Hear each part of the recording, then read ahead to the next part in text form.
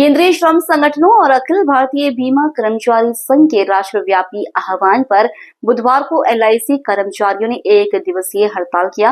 गिरिडीह शाखा में भी इस हड़ताल का व्यापक असर देखने को मिला। हड़ताल की अध्यक्षता शाखा अध्यक्ष संजय शर्मा ने की, जबकि संचालन का जिम्मा सचिव धर्म प्रकाश ने संभाला। इस आंदोलन को संयुक्त किसान मोर्चा, झारखंड मुक्ति मोर्चा, राष्ट्रीय जनता दल समेत कई राजनीतिक दलों और सामाजिक संगठनों का नैतिक समर्थन प्राप्त हुआ। हड़ताल का मुख्य उद्देश्य केंद्र सरकार की जन विरोधी और निजीकरण समर्थक नीतियों का विरोध करना था। खासकर एलआईसी में सरकार द्वारा 6.5% हिस्सेदारी बेचने की तैयारी, बीमा क्षेत्र में एफडीआई को 74% से बढ़ाकर 100% तक ले जाने की कोशिश और संसद में LIC act, insurance law amendment bill और IRDA एक्ट अमेंडमेंट बिल लाने की योजना के विरोध में कर्मचारी सड़कों पर उतरे। कर्मचारियों ने यह भी मांग की कि एलआईसी में 2012 के बाद वर्ग 3 और 4 के पदों पर बहाली नहीं हुई है, जबकि इन पदों पर भारी रिक्तियां हैं। इस हड़ताल के माध्यम से नई नियुक्तियों की प्रक्रिया जल्द शुरू करने की मांग उठाई गई। हड़ताल के दौरान सरकार से यह भी मांग की गई कि न्यूनतम मासिक मजदूरी 26,000 रुपए की जाए, नई पेंशन योजना को समाप्त कर पुरानी पेंशन व्यवस्था बहाल की जाए और 4 श्रम कोड को रद्द कर पुराने 29 श्रम कानूनों को फिर से लागू किया जाए। इस आंदोलन में शाखा अध्यक्ष संजय शर्मा, सचिव धर्म प्रकाश, मंडलीय संगठन सचिव अनुराग मुर्मू, सहायक सचिव प्रवीण हसन्ना, संयुक्त सचिव विजय कुमार, राजेश उपाध्याय, कुमकुम वर्मा, उमानाथ झा, विनय कुमार, रोशन कुमार, श्वेता प्रभाष शर्मा, देवनाथ दास, अनिल वर्मा, कुलजीत कुमार, रवि, श्वेता कुमारी, अंशु कुमारी, सभा परवीन, सहिता सरकार, डैनियल मरांडी, नीतीश गुप्ता, प्रीतम मेहता, माहेश्वरी वर्मा, अभय कुमार, गौरव सिंह, नीरज सिंह, संजय शर्मा, प्रदीप प्रसाद, पंकज कुमार, विजय मंडल, नागेश्वर साहब, संजय गुप्ता सहित बड़ी संख्या में कर्मचारी शामिल हुए। कल तो है ना खुला सर?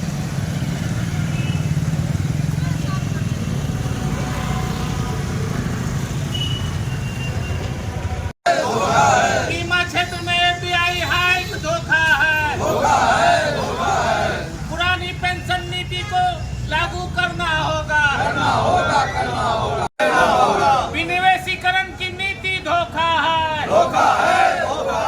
10 केंद्रीय श्रम संगठनों के द्वारा एक दिवसीय राष्ट्रव्यापी हड़ताल का आह्वान किया गया है।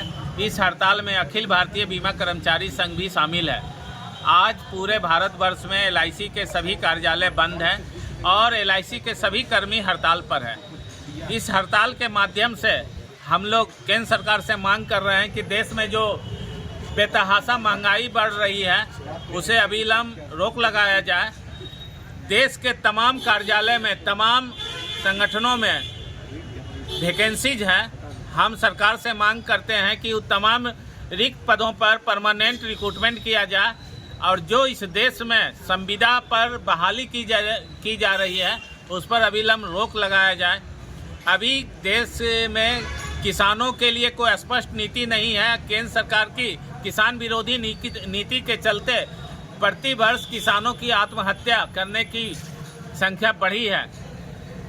साथ ही साथ बेरोजगारी इस देश में इतनी बढ़ गई है कि अब नौजवान भी आत्महत्या करने लगे हैं। लोग बीटेक, MBA करके जब नौकरी नहीं पाते हैं तो आत्महत्या कर लेते हैं। इस हड़ताल के माध्यम से हम केंद्र सरकार से मांग कर रहे हैं कि तमाम रिक्त पदों पर बहाली की प्रक्रिया प्रारंभ की जाए। अगर एलआईसी परिप्रेक्ष्य में हम कहें तो अभी केंद्र सरकार 3 बिल बना के रखी है।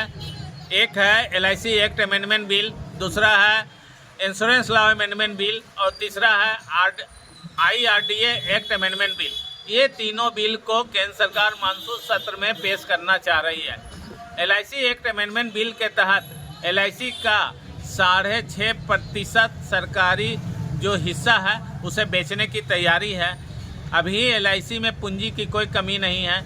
एलआईसी जो है इस देश के आधारभूत संरचना के विकास में अपना बहुमूल्य निवेश कर रही है।